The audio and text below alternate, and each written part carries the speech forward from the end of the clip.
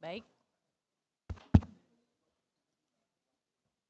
baik teman-teman media, kita mulai ya.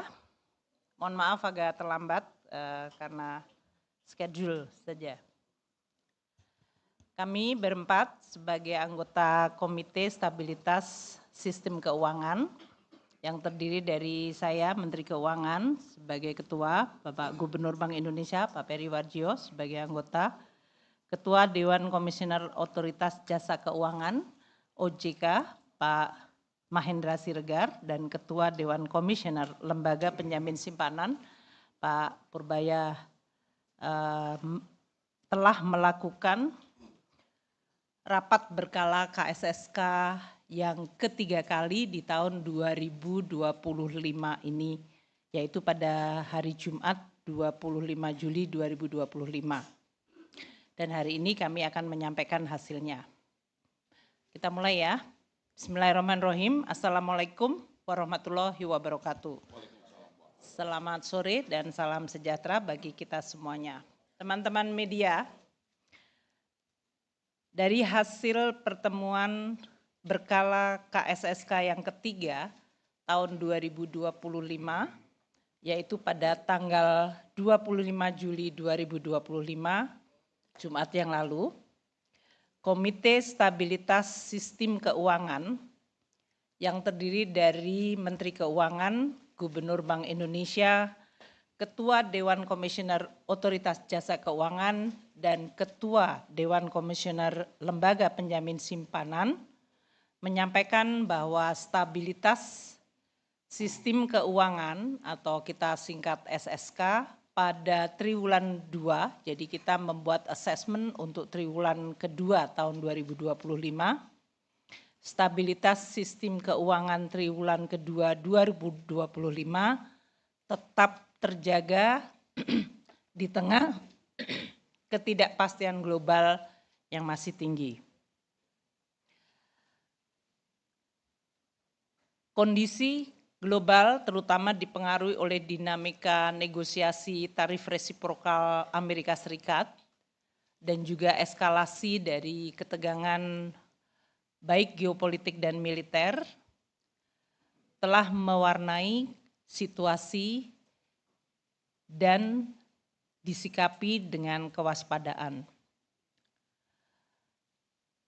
Kami dari KSSK terus memperkuat sinergi dan koordinasi kebijakan antar lembaga, yaitu kebijakan fiskal di Kementerian Keuangan, kebijakan moneter, makroprudensial, dan payment system di tempatnya Pak Gubernur, kebijakan sektor keuangan dan pengawasan serta regulasi sektor keuangan di OJK serta lembaga penjamin simpanan, akan terus memperkuat koordinasi dan sinergi agar kebijakan antar lembaga tersebut dapat terus memastikan terjaganya stabilitas sistem keuangan, namun juga sekaligus yang penting menjadi fokus KSSK juga mendorong pertumbuhan ekonomi.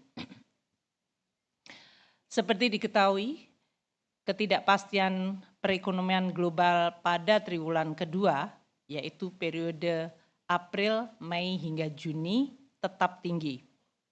Ini akibat kebijakan tarif resiprokal yang dilakukan Amerika Serikat dan juga ketegangan geopolitik terutama di Timur Tengah.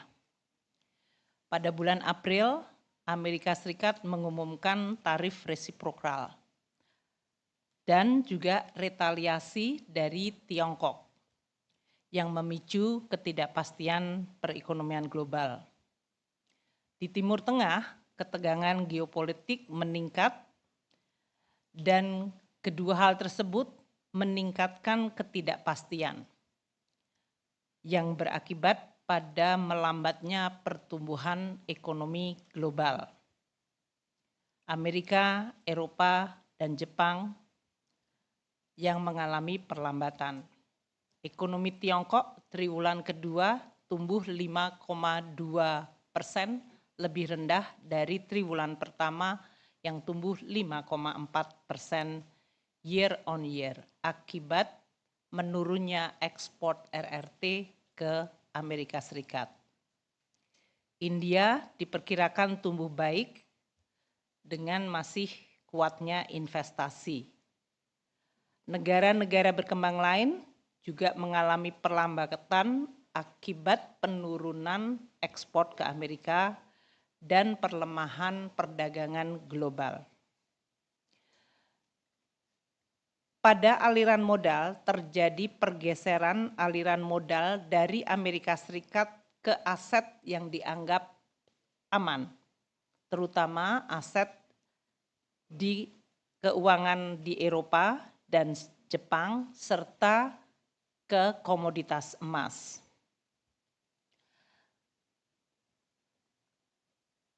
Di sisi lain, pergeseran aliran modal dari Amerika Serikat ke emerging market telah mendorong di satu sisi perlemahan mata uang Amerika Serikat, dolar Amerika Serikat terhadap mata uang global, dan tentunya di sisi lain perkuatan dari beberapa mata uang. Dengan perkembangan ketidakpastian dan pergerakan perdagangan serta capital market tersebut, Bank Dunia pada laporan Juni 2025 memperkirakan pertumbuhan ekonomi global adalah sebesar 2,9% dengan purchasing power parity weight. Ini adalah pertumbuhan yang menurun dibandingkan proyeksi sebelumnya, yaitu sebesar 3,2%. Untuk memberikan gambaran bahwa ketidakpastian telah menurunkan atau merevisi turun pertumbuhan ekonomi global seperti yang disampaikan Bank Dunia dari 3,2 menjadi 2,9. OECD juga menyampaikan hal yang sama, merevisi pertumbuhan perekonomian global 2025 dari 3,1% menjadi 2,9%. Ini adalah lingkungan yang kami amati dan kita waspadai. KSSK optimis bahwa pertumbuhan ekonomi Indonesia pada triwulan kedua akan tetap terjaga.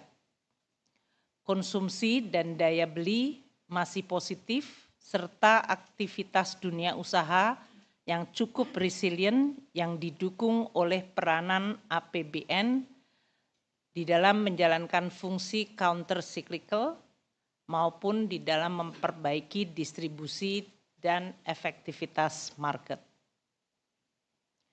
Stimulus ekonomi telah diluncurkan oleh pemerintah pada kuartal 1 maupun kuartal kedua, serta dorongan dari program-program strategis pemerintah yang mulai berjalan. Juga dukungan terhadap sektor-sektor prioritas yang memberikan dukungan terhadap bertahannya pertumbuhan ekonomi Indonesia. Pemerintah juga memberikan bantuan sosial untuk masyarakat yang paling rentan dan juga bantuan terhadap sektor yang dianggap rentan dalam situasi yang sangat tidak pasti.